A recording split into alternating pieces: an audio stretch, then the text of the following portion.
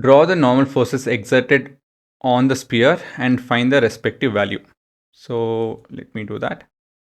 So we have the point of contact to be at two different places, 1 and 2. And we have an angle. How do you figure out the angle? This has to be 60 degree and this too has to be 60 degree. Why is that? If you observe carefully, all of these three sides are equal. Okay, so let me start writing all of this one at a time. First thing is angle of contact.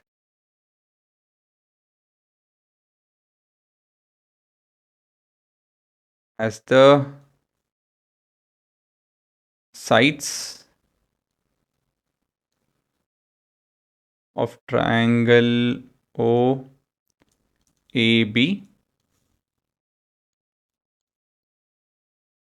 are given to be equal,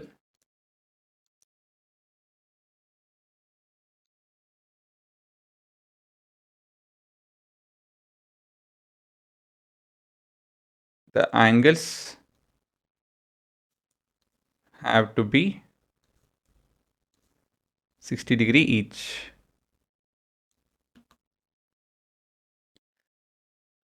Okay, then so the normal force over here would be pointing this way and the normal force over here will be pointing this way. So let me write it over here. Then we have the free body diagram. So we have the object, spherical object represented this way. So we have 60 degree, so this will be 30 degree. So something like this. And similarly over here as well. So this with respect to an horizontal line, right? With respect to an horizontal line will make an angle of 30 degree each.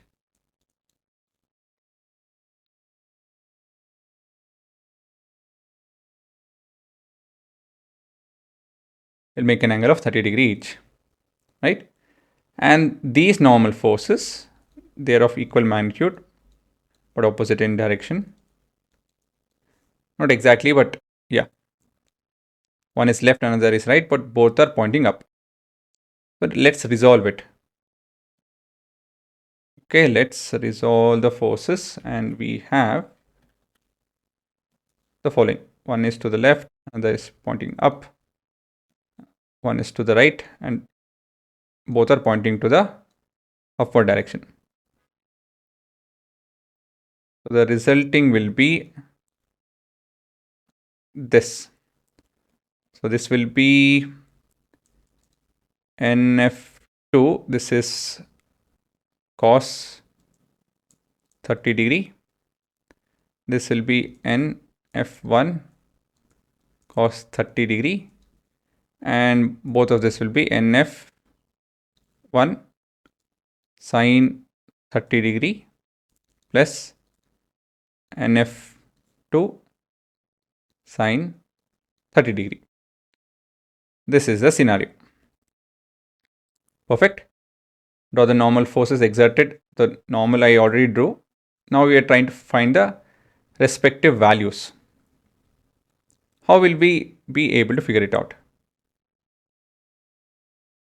The free body diagram is not pointing out one more force, and that force would be your gravitational pull. So your gravitational pull is going to be 100 Newton. So can we do anything? Yes, we can make use of the vertical components and solve it. What is the question? Find the respective values. So we'll calculating the normal force.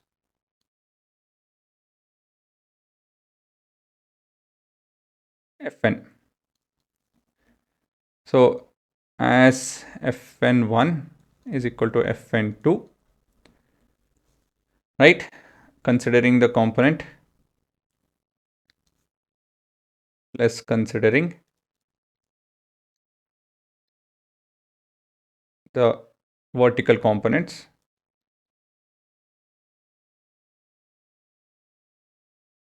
So what we have here is, since the object is not moving, this will be 0, right? Because object is at rest. So we have fn1 sine 30. Since we already written that they are the same, so 2 times of this is equal to 100 Newton. Sorry, minus 100 Newton is equal to 0. Why? If we consider up and right as positive,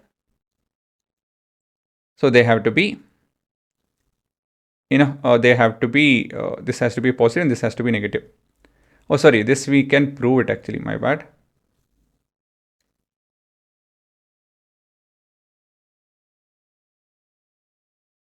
I just wrote it off. I forgot to mention it. How do you prove this? So considering horizontal component, horizontal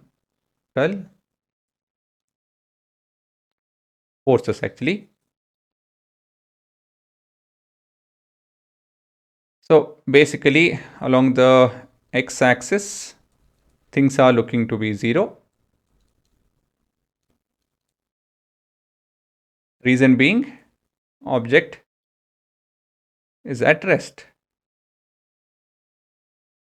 So fn1 minus cos 30 plus fn2 cos 30 has to be equal to 0. Cos 30, 0 is common, and therefore on rearranging, we have fn1 is equal to fn2. That's how we'll be able to figure it out. Right? In terms of magnitude, they are equal. Okay. So then you can remove this. Actually, remove this. Then what else we have? Then we have to calculate this. That's it. Then we have fn1 into half, 2 into this. So basically this 2 will get cancelled and this will be equal to 100.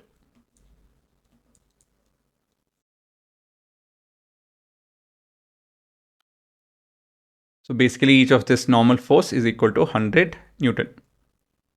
Right guys? Yeah.